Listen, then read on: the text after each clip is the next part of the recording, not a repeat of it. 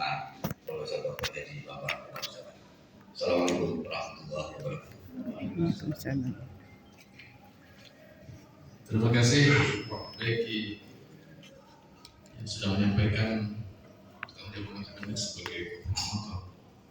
Sisi berikutnya adalah ekspos hasil penelitian, hasil kajian dari Prof.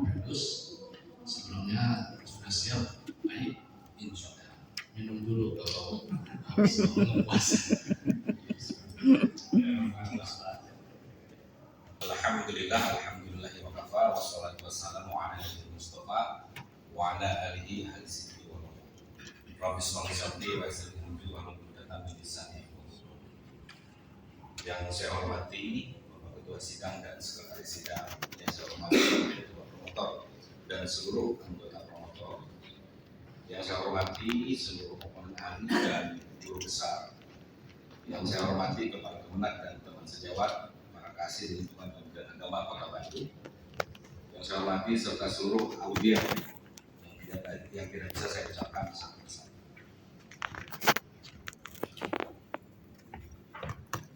Pada kesempatan kali ini, izinkanlah saya memaparkan hasil presentasi yang judul dari presentasi ini adalah Dinamika Penafsiran Al-Quran tentang Pendidikan Dini Agama, Studi Kritis terhadap Penafsiran dan Pendidikan Dini Agama dalam literatur tafsir Indonesia sejak masa prakemerdekaan hingga sekarang. Latar belakang masalah dari pendidikan ini diawali dari adanya kesenjangan antara yang seharusnya dan senyatanya. Seharusnya Al-Quran menganut prinsip keadilan, kebebasan, dan toleransi.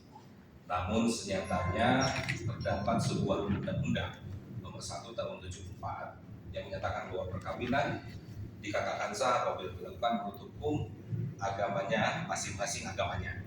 Selain itu terdapat kompilasi hukum Islam yang di sana terdapat melarang perempuan Islam menikah dengan lelaki yang tidak beragama Islam. Tidak hanya itu, bahkan kantor urusan agama yang di bawah Kementerian Agama itu hanya mencatat pernikahan yang beragama Muslim saja. Kemudian untuk metode penelitian pertanyaan penelitian kami ajukan,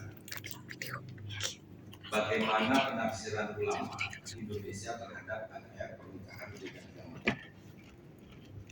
Yang kedua, apa yang melatar belakangi terjadinya penafsiran yang pro dan kontra terhadap ayat tentang pendidikan dini agama. Yang ketiga, apa yang mendasari perubahan penafsiran pendidikan dini agama dalam literatur tafsir Indonesia.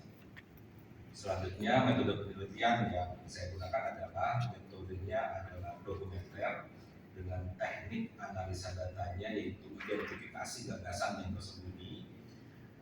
Maksudnya yaitu pencarian data yang dilakukan untuk memotret seluruh tafsir Al-Quran yang berkaitan dengan pernikahan dini agama. Kemudian teoretisasi dan evaluasi kritis. Teoretisasi maksudnya adalah kegiatan penulis yang mencoba mencari akar-akar permasalahan dan mencari jawaban berdasarkan temuan data. Kemudian evaluasi kritik adalah membaca ulang seluruh temuan, lalu mulai mengelompokkan dan mengkategorisasikan dan juga mengumpulkan dengan bantuan teori rekonstruksi syariahnya Abdullah An-Naim. Untuk sumber data primer saya menggunakan 7 kitab tafsir dari 7 tokoh yang dicarikan tadi, yaitu Abdurrahman As-Singkal, kemudian Syekh Nawawi, Hamka, kemudian Hasbi Asyidiki, Mahmud Yunus, Quraisyah, dan Syekh Muhammad.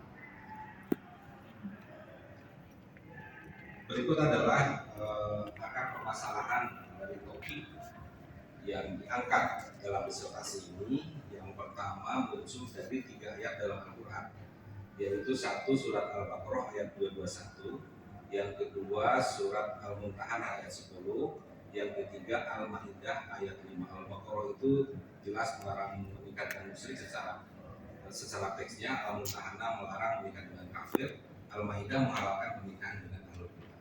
Dari 3 ayat ini ada perbedaan lafaz ketika menafsirkan musyrik, ahlul kitab, dan kafir. Sehingga perbedaan makna lafaz itu memunculkan pro kontra penafsiran pernikahan beda agama. Saya ada beberapa temuan pembantaian kata musyrik Alkitab dan kafir yang saya kaji, yang saya gali di berbagai kitab para mufassir.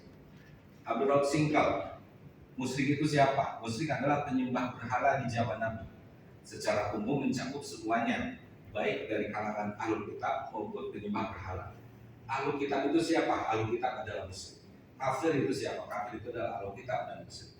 Kemudian Imam Nawawi Al-Bantani, musyrik itu siapa? Para penyembah berhala. Kemudian ahlul kitab adalah Yahudi dan Nasrani yang memegang kitab sebelum Al-Quran turun, termasuk Majusi tidak termasuk kepada ahlul kitab. Kemudian kafir itu siapa menurut Imam Nawawi? Kafir itu musyrik dan sebagian ahlul kitab yang tidak menjaga kehormatannya dan tidak taat kepada kitabnya. Maka musyrik itu adalah bukan ahlul kitab. Ahlul kitab adalah Nasrani tanpa menyampaikan, Nasrani dan Yahudi tanpa menyampaikan kriteria apapun. Kemudian kafir bukan musyrik dan bukan pula ahlul kitab. Selanjutnya pemandangan musyrik. Ahlul kitab tafsir yang keempat Hasbi As-Siddiqi, musyrik itu orang Arab yang beragama syirik, bukan ahlul kitab. Siapa ahlul kitab? Ahlul kitab adalah Yahudi dan Nasrani yang taat pada kitabnya, bukan musyrik dan bukan kafir. Siapa kafir? Kafir bukan musyrik dan bukan juga ahlul kitab. Mahmud Yunus, musyrik itu adalah penyembah berhala. Musyrik bukan ahlul kitab. Kemudian ahlul kitab siapa? Yaitu orang yang dari keturunan yang memiliki kitab suci seperti Yahudi dan Nasrani. Itu Mahmud Yunus. Kemudian kafir, membagi kata kafir ini adalah kepada kafir musyrik dan kafir ahlul kitab.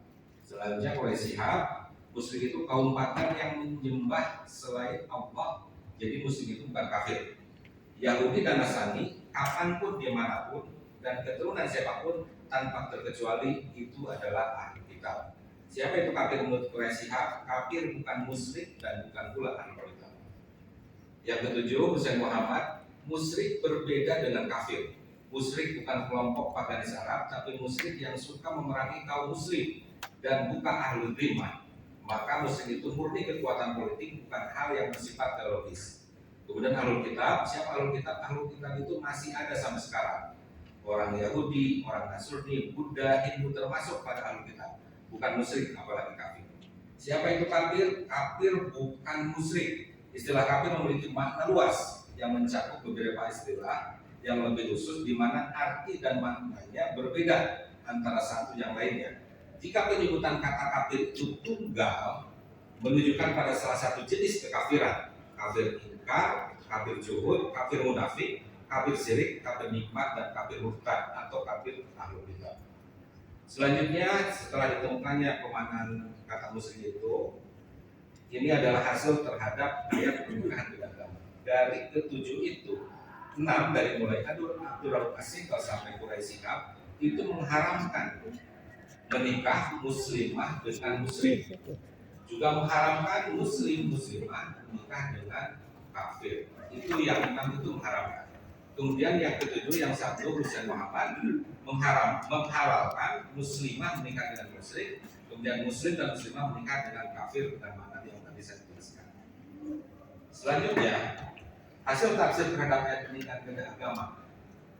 Muslim menikah dengan perempuan ahlul kitab. Abdul Singkal agar tidak konsisten ketika menafsirkan memaknai dengan ahlul kitab, ternyata dimasukkan kepada kafir, ternyata di tafsirnya juga mengungkapkan dihalalkan menikah perempuan ahlul kitab yang menjaga kehormatannya dan berbayar mas kawin mereka dengan maksud menikah, tidak dengan maksud berzina dan tidak juga menjadikan budak. Kemudian Syekh Nawawi, laki-laki muslim halal menikah perempuan ahlul kitab. Kemudian Hamka, makruh hukumnya laki-laki muslim menikahi perempuan ahlul kitab dengan syarat kuat imannya, teguh keyakinannya. Hasbi As-Siddiqi membolehkan dengan syarat tidak ada madharat yang ditimbulkan. Mahmud Yunus membolehkan. Quraisy Shihab ini ada beberapa muncul hukum ubah dengan syarat ahli kitab mengakui agama samawi, juga perempuan yang menjaga kehormatan dari perbuatan zina. Kemudian makruh jika pernikahan berdampak pada perselisihan prinsip keimanan, Tiga, mengharamkan jika kedua pasangan tidak bisa menjaga alasan pemilihannya. Kemudian Ustaz Muhammad, ahlul kitab itu masih ada sampai sekarang. Orang Yahudi, Nasrani, Buddha, Hindu termasuk kepada ahlul kitab. Bukan musyrik apalagi kafir. Oleh karena itu pernikahan laki-laki muslim dengan ahlul kitab dalam konteks di atas diperbolehkan. Selanjutnya muslimah dengan laki-laki ahlul kitab sama Abdurrahim Singko sampai Quraisy itu mengharapkan. Ustaz Muhammad berpendapat wilayah ini adalah wilayah istihadi karena tidak ada larangan dalam bentuk yang sore. Oleh karena itu pernikahan diperbolehkan sejauh tujuannya tidak menyimpang dari tujuan pernikahan secara umum. Bukankah sejak Islam datang semangatnya ada semangat kebebasan, bukan pembelengguan, tahapan-tahapan dalam pernikahan sejak larangan pernikahan dengan orang musyrik lalu membuka jalan bagi pernikahan ahlul kitab merupakan sebuah kebebasan yang evolutif. Dan penganut agama lain bukanlah ahlul timah dalam arti menekan mereka, melainkan sebagai warga negara yang memiliki hak yang sama, boleh selama tidak keluar dari tujuan pernikahan